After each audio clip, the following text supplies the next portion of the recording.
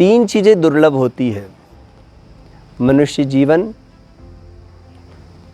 महापुरुष का संग और अपने कल्याण की इच्छा। ये भगवत अनुग्रह से ही जीव को प्राप्त हो सकती है। मनुष्य जीवन भगवान की कृपा का फल है। मनुष्य जीवन और मनुष्य जीवन में किसी महापुरुष का प्राप्त होना, ये भी भगवान की कृपा है। और उसमें अपने कल्याण की इच्छा होना, ये भी भगवान की ही कृपा है। बंधुओं, हमारे अनेक जन्म हुए और न जाने कितने जन्मों में हम क्या क्या बने होंगे। कभी शूकर बने, कभी कुकर बने, गिद्ध पक्षी आदि अनेक जीव जंतु के रूप में हम भ्रमण करते रहे। अनेक योनियों में कई बार हम आए, कई बार गए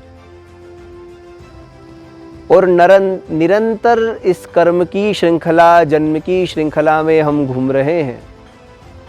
और इस कर्म जन्म की श्रृंखला में घूमते हुए जीव के ऊपर भगवान अनुग्रह करके उसको ये मानव शरीर देते हैं, उसको मनुष्य जन्म देते हैं।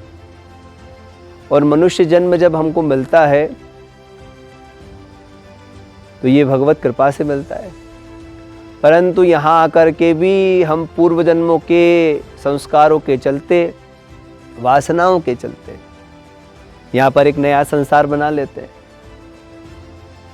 ये पिताजी है, माताजी है, बंधु है, भाई है, भगिनी है, पत्नी है, पुत्र है, पति है, अनेक हमारी रिश्ते नाते हो जाते हैं। और उन रिश्ते नातों को, उन संबंधों को निभाने में ही हम अपना जीवन पूरा कर लेते हैं।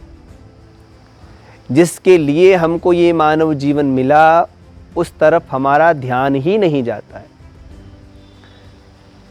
हम जब आए तो भगवान ने बड़ा अनुग्रह हमारे ऊपर किया, क्योंकि जब हम संसार में आए तो संसार हमारे अंदर नहीं था, पर धीरे धीरे संसार में रहते रहते हम संसार हमारे अंदर आ गया।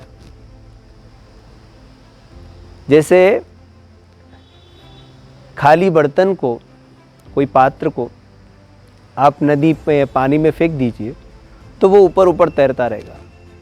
और धीरे धीरे जैसे नदी के अंदर लहर आती है तो उस पानी की लहर से वो और वायु के चलते उस पे पानी बढ़ता चला जाएगा और पात्र धीरे धीरे पानी से भर जाएगा और पात्र पानी में ही डूब जाएगा।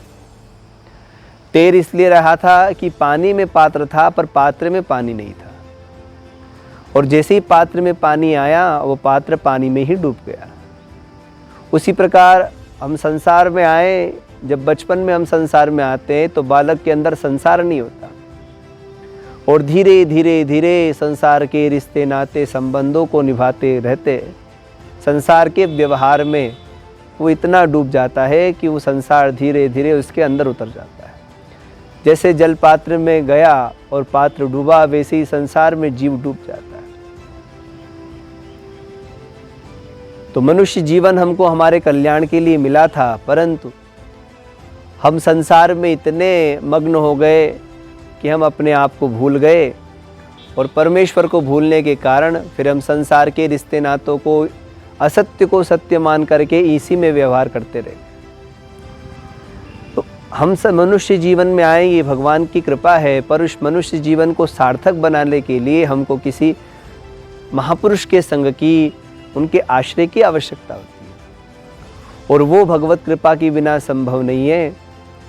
और भगवत कृपा से जब हमको महापुरुष का संग मिल जाए तो उनके संग का हमको कभी त्याग नहीं करना चाहिए। संत पुरुष का एक क्षण भी बड़ा कीमती होता है। क्षण मात्र की संगति मनुष्य के कल्याण के लिए पर्याप्त बताई गई है शास्त्रों में। तो महापुरुष का संग हमको मिले, महापुरुष कहाँ मिलेंगे? तो हम संतों के बीच में बैठे उठें, जहाँ भी संतों का सत्संग होता हो, संत महापुरुष रहते हों, हम उनके पास में जाएं और अपने कल्याण के लिए उनके चरणों में हम कुछ याचना करें। अपना कल्याण चाहने वाले व्यक्ति को निरंतर भगवान का भजन करते रहना चाहिए, आराधना करते रहना चाहिए। उस आराधना का फल ये होगा, सत्कर्म का फल ये होगा कि इसको महापुरुष मिलेंगे। और जब पुण्य के प्रभाव से महापुरुष मिलेंगे, पुण्य पुंज बिन मिले ही न संता, पुण्य पूंजी से संत मिलेंगे, भगवत कृपा होगी। और भगवत कृपा से जब उसको संत मिलेंगे तो संत उसको वो रास्ता बताएंगे जिससे उसका कल्याण हो जाए। बंधुओं, संत की संगति में रहने मात्र से, संतों का दर्शन करने मात्र से विशुद्ध संत जिनको मिलते हैं, उन मनुष्य के समस्त पाप नष्ट हो जाते हैं।